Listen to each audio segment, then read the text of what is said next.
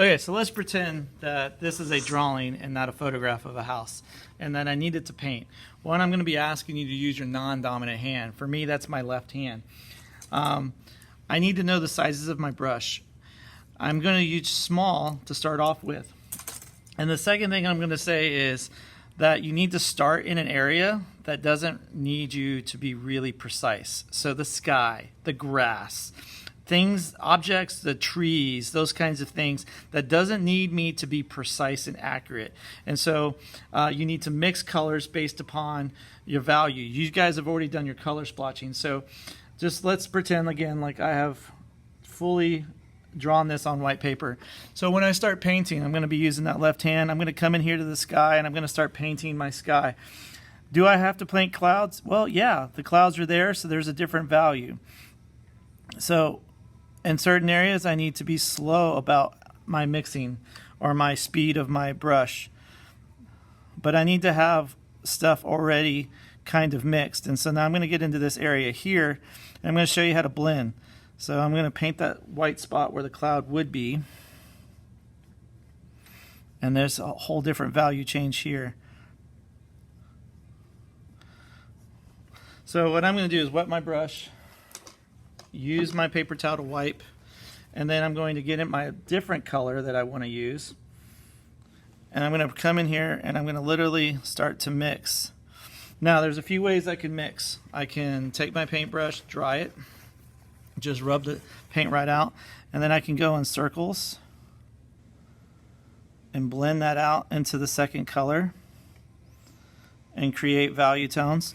Or if you want, you can finger paint. Like when you were a smaller kid, you can have a little bit more fun.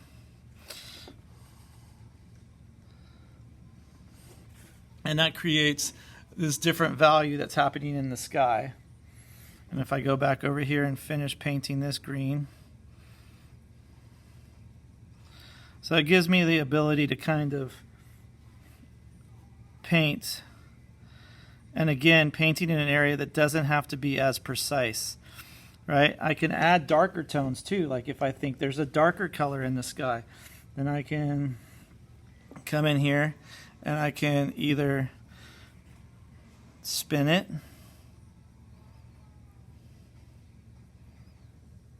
or if you want to use your finger, blend it into the previous color. And so you're creating value tones, right?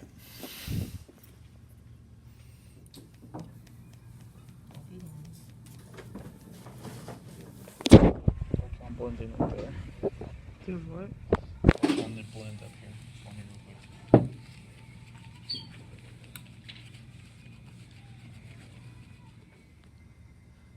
So let's talk about grass, right? So in art, the last few years, you guys have used all these textural values: blending, stippling, hatch, cross hatch, right? Free mark. There's not anything different when it comes to painting except for the supplies and tools that you're using. So let's just say this is going to be my grass color, right? I'm going to come in here and I'm going to paint.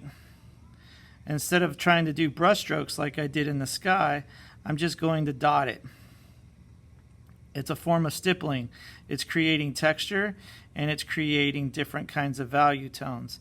Now you can see in my grass there's different areas where the grass has, you know, different kind of value tone. So when I'm ready, I can just switch on over and then I start just splotting that on.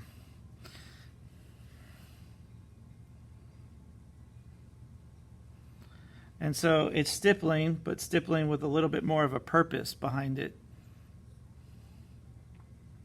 And I can kind of create texture from the get-go. So again, just kind of using the tools that I'm already familiar with.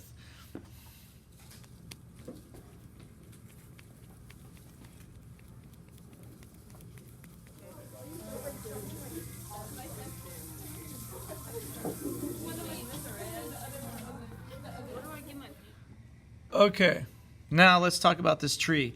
There's all these different values in the tree. How am I going to paint that? Well, first, day one, I would probably paint it whatever color you think you need. So I'm going to kind of put this lighter color down, kind of like how I did the grass. I'm going to just kind of stipple it unless there's a thin line. And thin lines, so you need to make sure your sky is finished. Thin lines is all about control. How much paint do I have on my brush? Is my metal part being used up as well? Like, I don't want to do that. So again, I'm just kind of stippling, creating that value. It's got to be different than the sky. When I'm ready to put in a darker value, I can come in and kind of create these oblong ovalish shapes sporadically, you know, and I'm just starting to cover. So bushes, trees, leaves, and then I can even go super dark because you're going to have multiple values in your tree, right? Then I can come in and I can go with my super dark tone. But again, you got to have all this stuff mixed before you start painting. So you have to think about what area you're going to paint and then use those particular areas. And so again, just kind of stippling, creating the multiple values. And then, you know, you can do multiple colors in one day or come back when it's dry, and then I can come back and literally add lighter tones, you know, every once in a while once it's dried. And so then I'm creating the different value tones and colors of the leaf, right? So that would be another way. Okay, so let's talk about bricks. Okay, so in the bricks, you guys have mixed your tones. Let's just pretend I've painted this whole wall, whatever gray that I wanted. Let's see if I have a color I could use.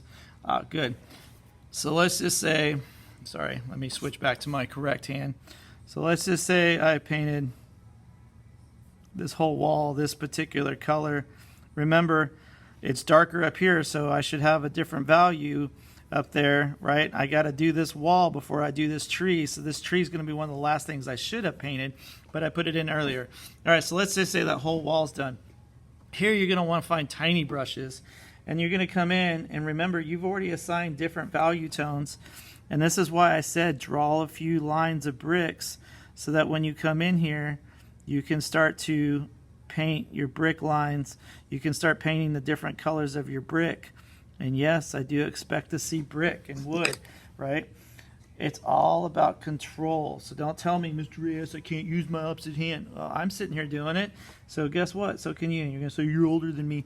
Well, that doesn't matter, right? Because I haven't painted with my left hand today at all until I started making these videos.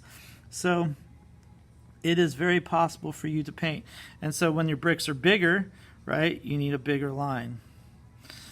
So if you've got stones, right, whatever you're doing, right, so I do expect to see your bricks. I do expect to see different kinds of wood paneling. So I do want to see textures. And this is how I would go about painting my picture. Hope all this helps. You guys are more equipped than you give yourself credit for.